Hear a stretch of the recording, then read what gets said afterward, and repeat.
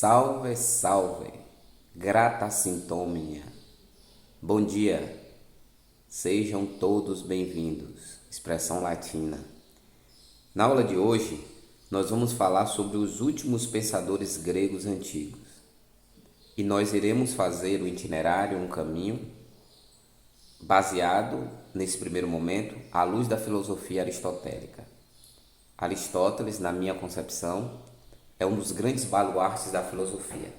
Não podemos pensar a filosofia sem uma mente tão brilhante, sem uma maestria tão profunda que, ao meu ver, referenda à filosofia, traz estruturas extremamente significativas, mesmo tendo muitas concepções sido superadas. Quem foi Aristóteles? Aristóteles nasceu na Macedônia, na cidade de Estagira, no ano, ali por volta, próximo ao ano de 384. Ele foi filho de um médico chamado Nicômaco, um médico influente nessa região. E Aristóteles, desde cedo, despertou para o mundo, para o mundo da medicina, ao mundo da biologia, da zoologia, da física, da astronomia, da psicologia. Vejam que Aristóteles foi muito múltiplo, muito plural no seu conhecimento e nas suas contribuições.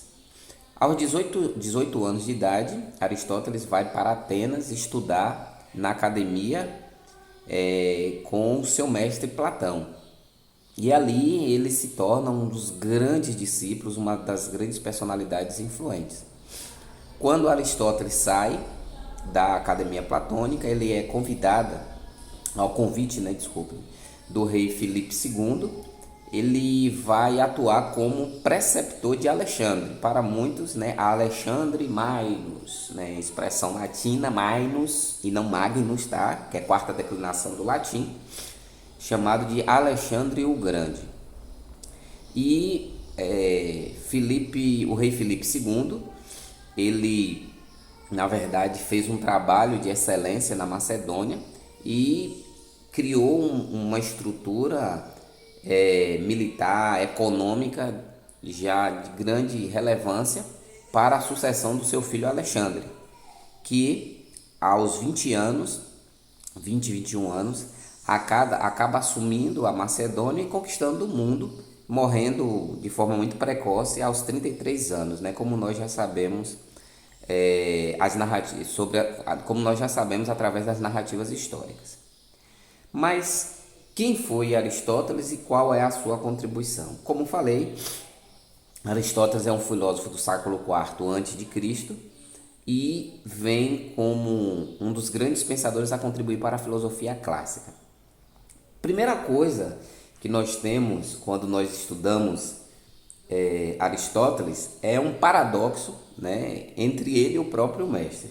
É um paradoxo que, num primeiro momento, se divide por uma grata contribuição de Platão na sua vida, há uma certa dívida intelectual, e por outro, no sentido de uma ruptura, ou seja, uma separação, quando Aristóteles vai por um caminho adverso do seu mestre, naquilo que se refere à separação, às duas concepções de mundo que Platão outrora destacara: o mundo sensível, aquele mundo que é percebido pelos sentidos, visão, audição,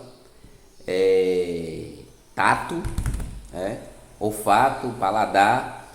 E Aristóteles, nesse caminho diverso, ele entende que não há esse mundo limitado, esse mundo plagiado que Platão estabelece. Então, há essa ruptura. E o que Aristóteles propõe dentro dessa concepção? Ele traz a expectativa que chamamos de mundo realista, Então, Aristóteles faz uma síntese e uma consolidação destas duas percepções abarcadas por o seu mestre Platão, Então, o que seria essa concepção do mundo realista? O realismo aristotélico, ele caracteriza-se por recusar a existência de um mundo inteligível do qual o mundo terreno seria uma mera cópia. Aristóteles não aceita essa ideia do mundo como mera cópia apresentado pelo seu mestre Platão.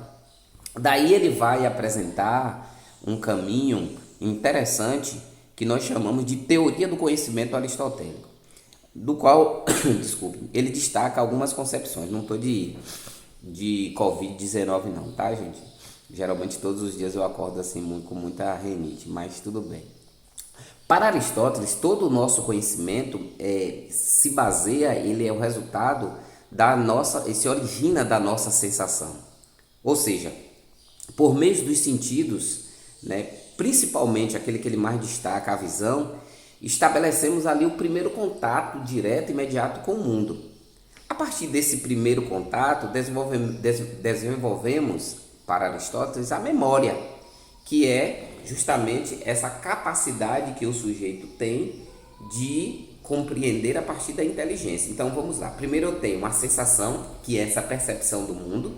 Essa sensação, ela é fundamentada, ela é aguçada pelo sentido, né? Aquele sentido que capta. Qual o sentido mais importante aqui nesse primeiro momento para Aristóteles? A visão.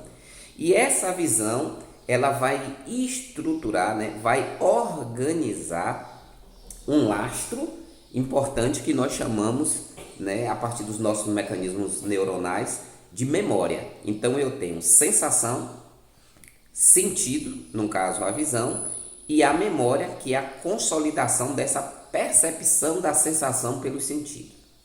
Bom, a partir disso, Aristóteles apresenta-nos também o conhecimento como um processo gradativo e cumulativo, diferentemente de Platão, que dizia que nós não aprendemos. Platão dizia o quê? O sujeito, quando ele passa por um processo de reencarnação, ele faz anamnese, ele lembra dos fatos passados, ou seja, o sujeito não aprende, o sujeito lembra. A palavra anamnese vem de lembrança, já a expressão amnésia vem de esquecimento. Então, para Platão, nós fazemos anamnese, nós lembramos dos fatos passados.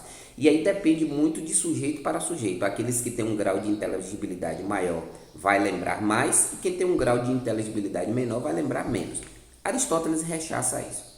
Para Aristóteles não existe uma lembrança, mas existe um desenvolvimento de um conhecimento de forma gradual. De que forma?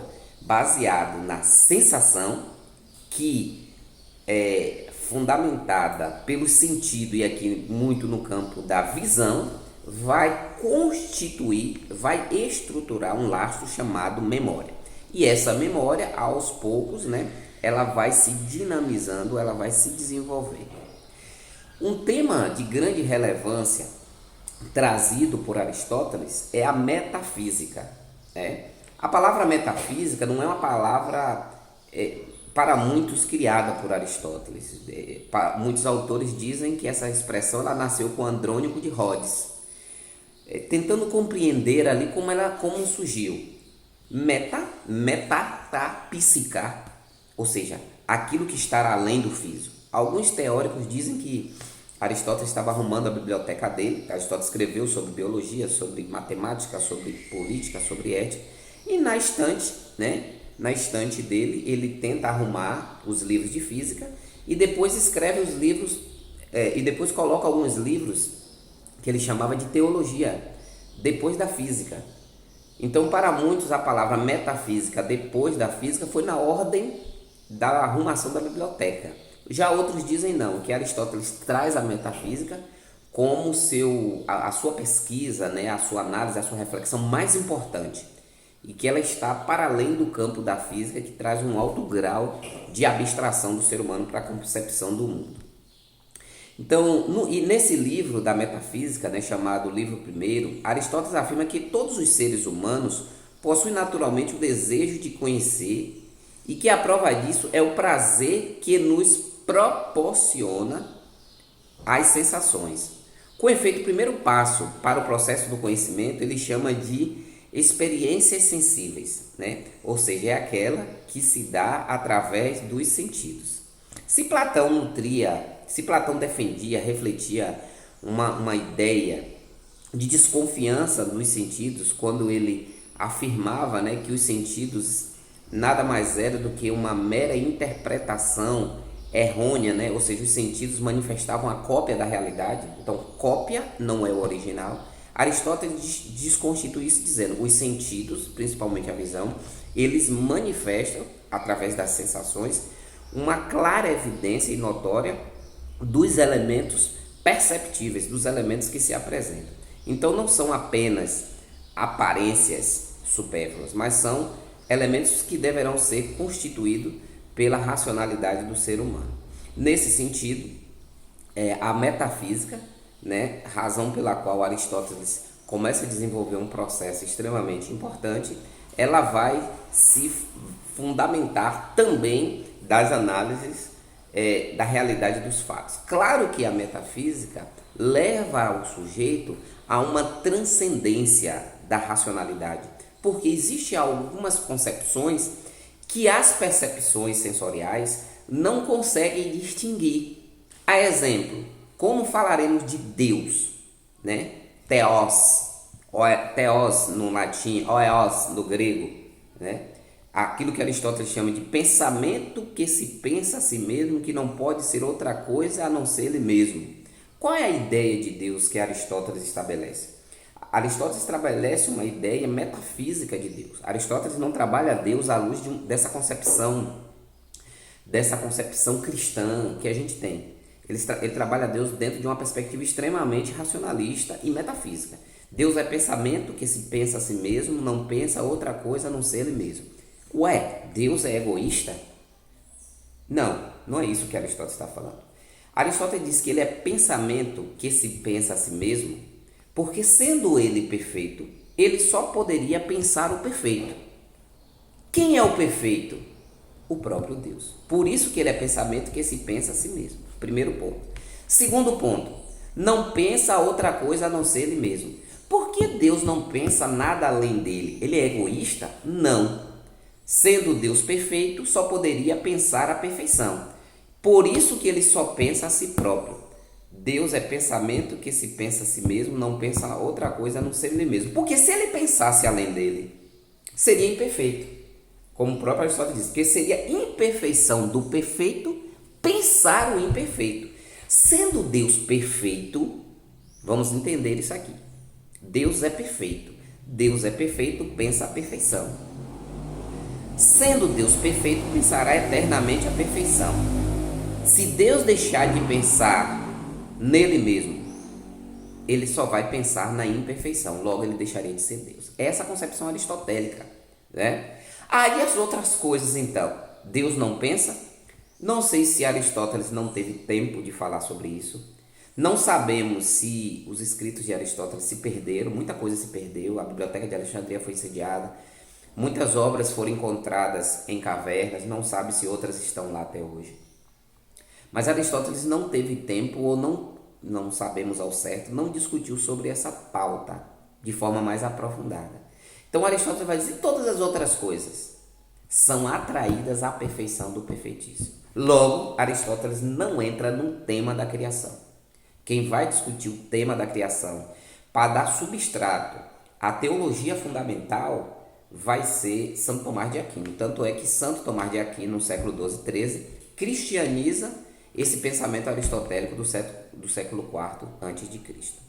Então, nobres, a gente encerra aqui a nossa aula nesse momento, falando um pouco dessa teoria do conhecimento, e nós retornaremos uma outra curta videoaula, né, com a duração de 10, 15 minutos, para adentrarmos nas especificidades desse pensamento aristotélico. Encerrando a aula de hoje, sapere aude.